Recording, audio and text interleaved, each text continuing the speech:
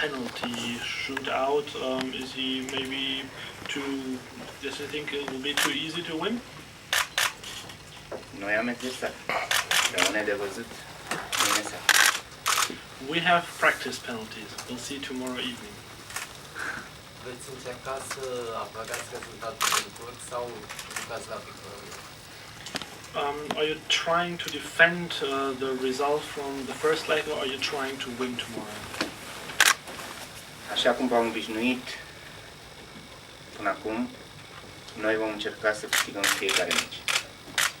Cu siguranță mâine seară va fi un meci foarte dificil, dar în același timp noi suntem o echipă care jucăm fotbal, ne place să conducem jocurile. O să încercăm și mâine seară să facem același lucru. Rămâne de văzut ceea ce vom reuși mâine seară. Dar cu siguranță nu am venit la Londra să stăm să lăsăm adversarul să joace. Vom încerca să câștigăm meciul. As always, we will be trying to win the game. Of course, it will be very difficult, but I have a team that really likes to play football and to conduct the games.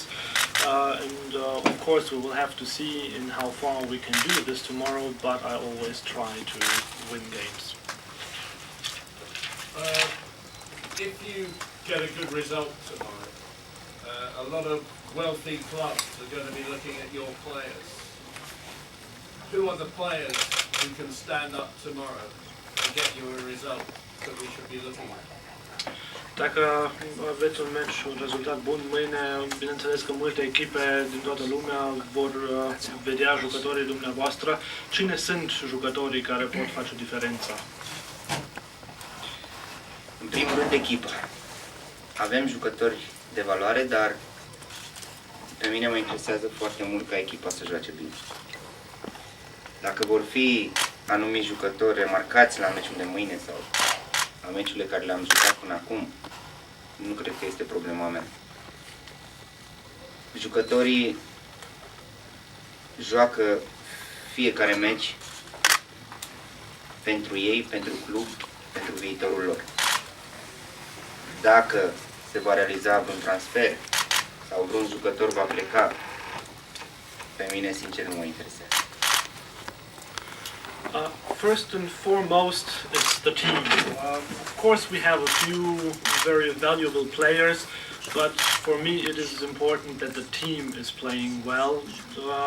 And if there are players that have caught the attention of other big clubs in the world, that doesn't really interest me. If we should have any transfers in the next transfer window, that's okay. Every player is playing for the club, for himself and for his future, but it's not for me now to say anything about this. Mihai, ce făceai acum un an când în această perioadă, spre mai, Chelsea câștiga Liga Campionilor și care este diferența între Mihai de atunci un an și Mihai de acum și cum te-a schimbat pe tine toată această experiență și performanță în Europa? Mihai, what did you do a year ago when, for example, Chelsea were winning the Champions League? And what is the difference between the player that you were a year ago and the player that you are now? Vă rog frumos, puneți întrebări pentru meciul de mâine, da? Deci fixați toate sau gândiți-vă la întrebările care aveți să le puneți doar referitor la meciul de mâine. Vă rog foarte mult. Nu are legătură cu meciul de mâine. Deci nu are nicio legătură cu lucrul ăsta. Can I please ask everybody to ask only questions regarding to tomorrow's game? Domnule Ghegap, există ceva ce vă îngrijorează în mod deosebit înainte acestui meci sau vă temeți de ceva anume sau de cineva anume? Is there anything you are afraid of for tomorrow? Or a bit concerned? Sincer, dacă îmi este teamă de ceva, îmi este teamă numai de echipa mea. Nu știu cum va fi impactul de mâine cu echipa adversă. Avem o experiență neplăcută, anume la meciul de la Amsterdam, unde nu am reușit să facem un joc foarte bun. Numai în direcția asta mă gândesc sper să pot să-i fac pe jucători să joace așa cum au făcut-o la București.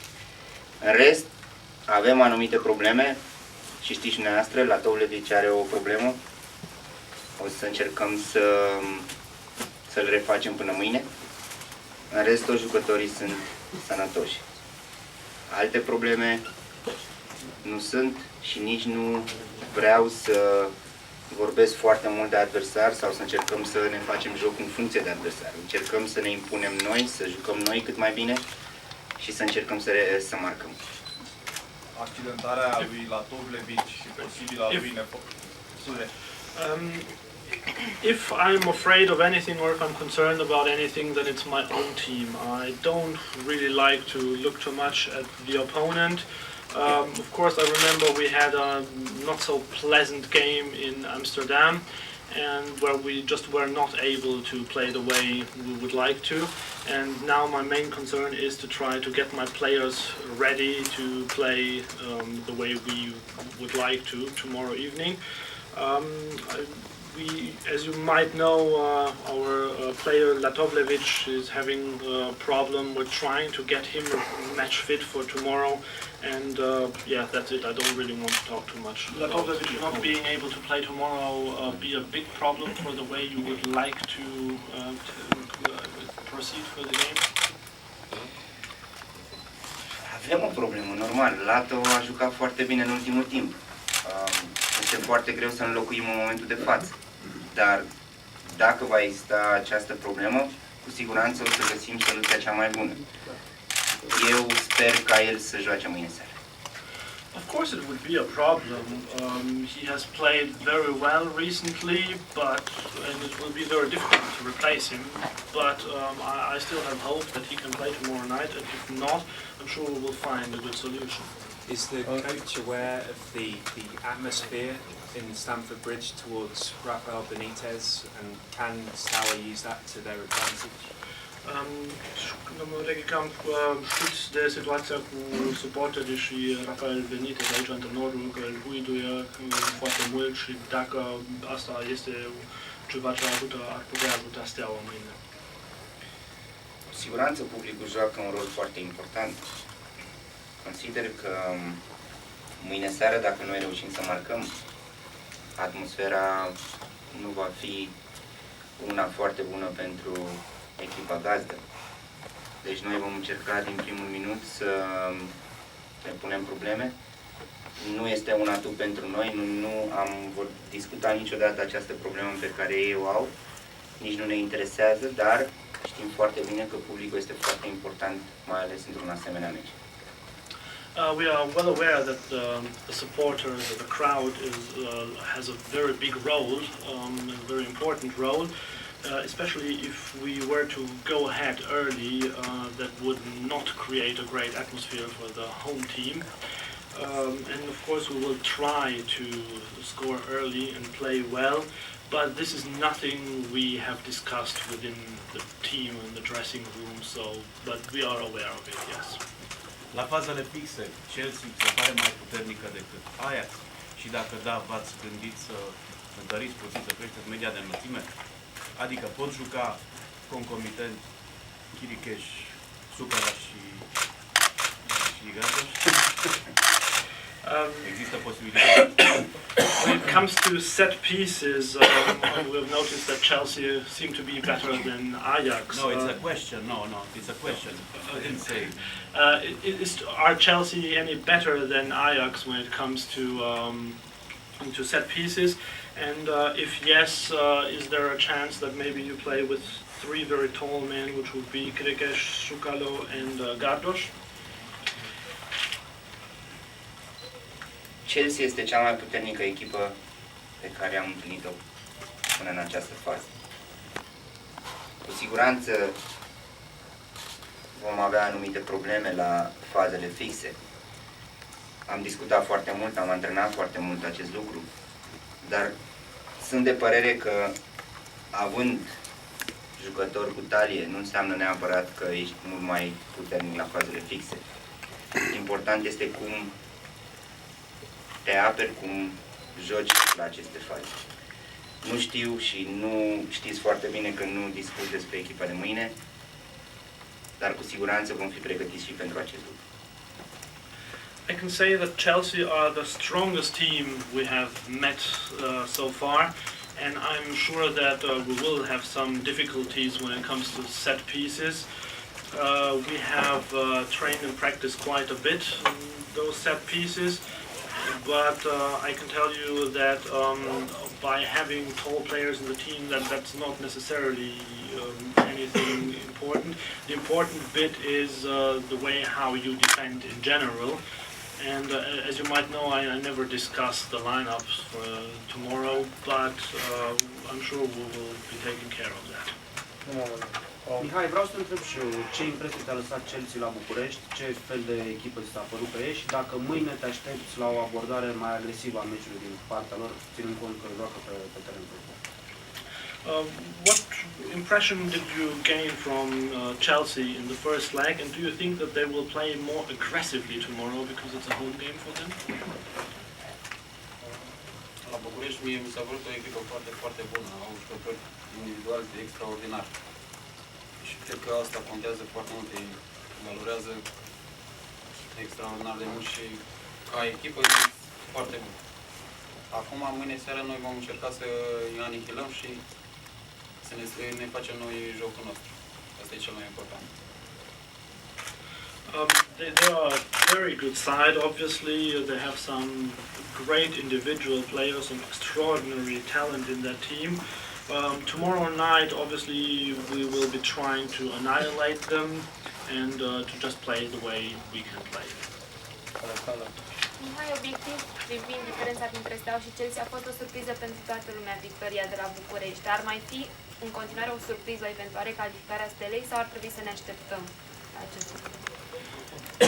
It was definitely a surprise that Steaua won the first leg. Would it now also be a surprise if Steaua progressed to the next round, or is it actually something we should expect?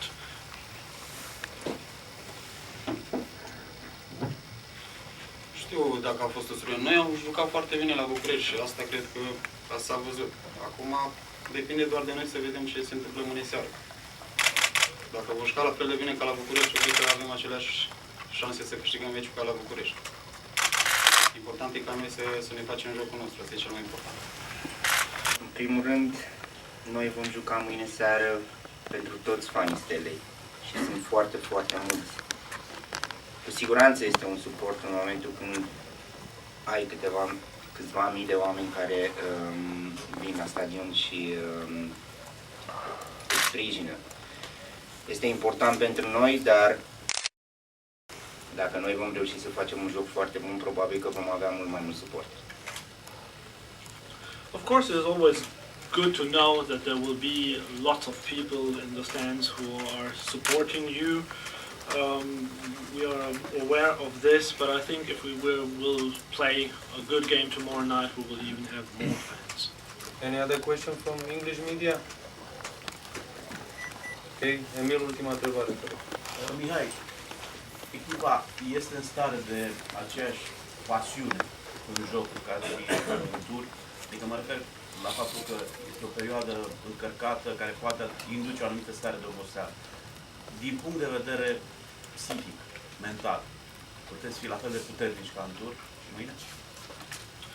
I'd like to ask if you think that Steaua are capable actually of repeating that performance from the first leg, or is there like a mental thing because of the congestion of games you have had recently? Sigur că da, eu zic că suntem cu toții, ne gândim 100% numai la meciul de mâine seară. Și eu cred că suntem concentrați la maxim. Este șansa noastră să trecem mai departe și o șansă unică. Vom încerca din toate puterile să câștigăm mâine seară, să scoatem un rezultat bun care să ne califice mai departe. Asta vă asigur că 100% suntem concentrați și nu suntem obosiți deloc. We are actually not tired. I can assure you that we are 100% concentrated, and this is a huge game for us tomorrow night. We are 100% concentrated and focused on that game because it is so huge, so we will give our best. This has been the last question. Thank you very much.